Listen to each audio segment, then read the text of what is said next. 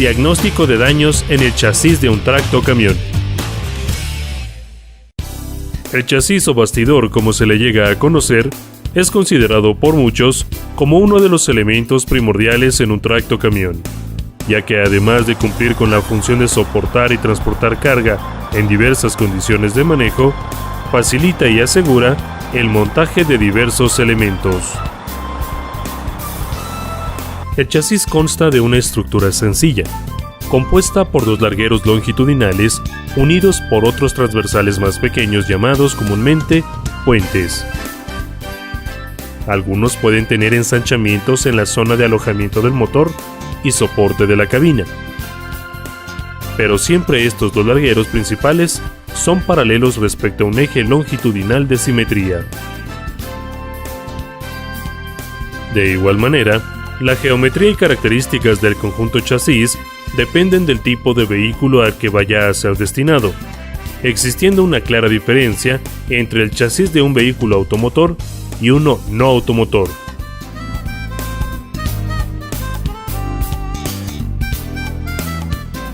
Asimismo, hoy en día existen en su mayoría chasis de configuración en C y configuración de viga o I. La experiencia generada en CESBI México indica que realizar una medición de manera empírica o con instrumentos poco precisos dificulta el proceso de reparación y puede afectar la seguridad activa y pasiva del vehículo. Es por eso que hoy en día existen diversas herramientas como galgas graduadas, goniómetros, nivel de gota, sistemas de medición láser, entre otros, con los cuales se puede medir, verificar y corregir un chasis.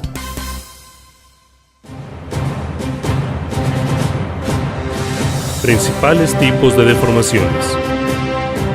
Generalmente, los largueros y estructuras del chasis sufren deformaciones generadas por los esfuerzos dinámicos y estáticos, tendiendo la estructura a ser elástica.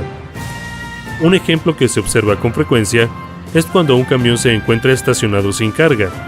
El chasis queda expuesto al peso generado por el motor, cabina y carrocería, provocando una deformación elástica vertical de los largueros, haciendo parecer visualmente que el chasis luzca deformado aunque esté en cotas. Cuando el chasis presenta un daño directo, puede sufrir diversos tipos de deformaciones, siendo las más comunes las mencionadas a continuación. Desplazamiento lateral. El desplazamiento lateral es el más común de las deformaciones. Normalmente suele estar causada por fuerzas transversales. Por lo general, el desplazamiento lateral provoca que algunos de los travesaños que porte el chasis se lleguen a descuadrar. Entonces, las uniones de los travesaños con los largueros se deforman de la misma manera en un desplazamiento diagonal.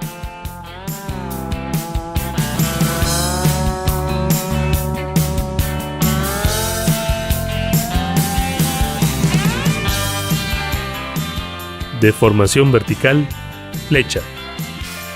Generalmente, las deformaciones verticales suelen estar causadas por cargas mayores de lo que el chasis fue diseñado. De la misma manera, las fuerzas de torsión también pueden provocar deformaciones verticales. Con frecuencia ocurre que un chasis deformado verticalmente también esté torcido.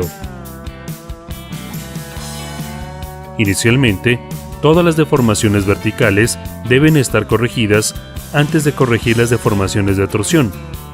En cualquier caso, a excepción que si la deformación por la torsión es muy extensa, debe corregirse primero.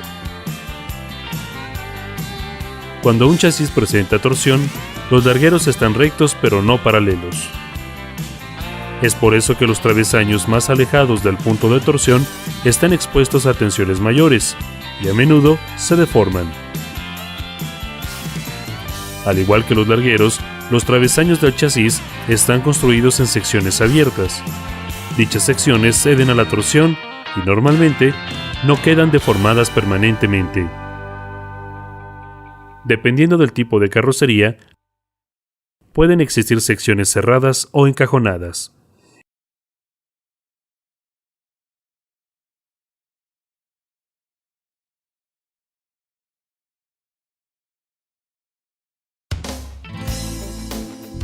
Desplazamiento diagonal. Puede ocurrir cuando un tractocamión recibe un impacto de manera frontal, y en específico sobre un larguero más que en el otro. Cabe mencionar que los desplazamientos diagonales son poco probables en camiones o tractocamiones con el chasis reforzado o en camiones con doble eje trasero. Deformaciones locales. Las deformaciones locales pueden producirse en las uniones entre el larguero y un equipo, por ejemplo, una quinta rueda. Cuando esa unión se expone a cargas anormales de trabajo, produce tensiones.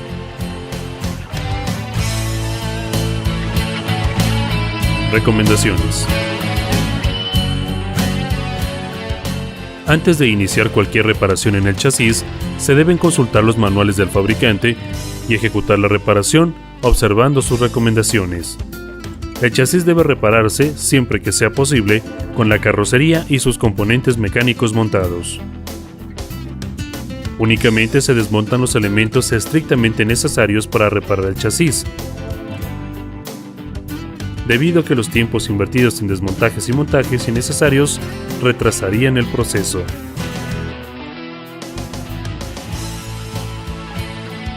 Se recomienda, antes que nada, enderezar el chasis y posteriormente la carrocería, nunca al contrario, para evitar dañar otras piezas que no se encuentren afectadas.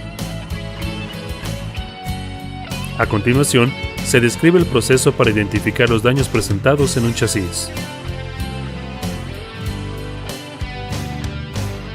Primero hay que determinar de manera visual los tipos de deformaciones presentadas en el chasis, para detectar con precisión el daño que presenta. Las deformaciones locales deben marcarse antes de comenzar los trabajos de enderezado, para poder así eliminar las tensiones que nos puedan provocar un daño mayor. La presencia de grietas y desprendimientos en la pintura son un indicador de la existencia de deformaciones en el material, por lo que antes de la reparación hay que limpiar el chasis o la zona afectada cuidadosamente. Por último, se deben de revisar minuciosamente los travesaños y las fijaciones de la carrocería o los equipos montados, para descartar un daño en ellos que ameriten su reemplazo.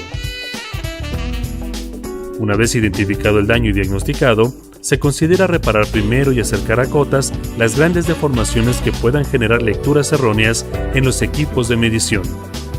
En otro de los casos, se recomienda reparar las deformaciones existentes en la sección central.